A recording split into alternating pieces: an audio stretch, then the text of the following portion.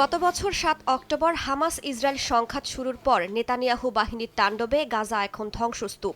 প্রাণ হারিয়েছেন ৪৪,০০০-এর বেশি মানুষ।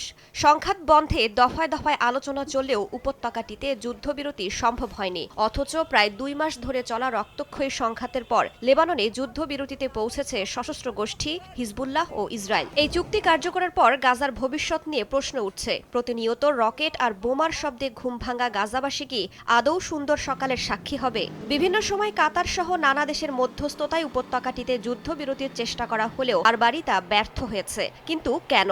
অনেক বিশ্লেষকের মতে গাজায় ইসরায়েলের লক্ষ্য ফিলিস্তিনের স্বাধীনতাকামী সংগঠন হামাসকে নিশ্চিহ্ন করা। অন্যদিকে হামাসের লক্ষ্য গাজাকে ইসরায়েলিদের দখলমুক্ত করা। এর সঙ্গে তেল আবিব ঘিরে মধ্যপ্রাচ্যে যুক্তরাষ্ট্রসহ পশ্চিমা শক্তির স্বার্থ তো রয়েছেই। তবে ইসরায়েল হিজবুল্লাহ চুক্তি বাস্তবায়ন গাজায় যুদ্ধবিরতি নিয়ে আশা জাগাচ্ছে। অনেকেই মনে করছেন উপত্যকাটিতেও হয়তো সংঘাত বন্ধ হবে।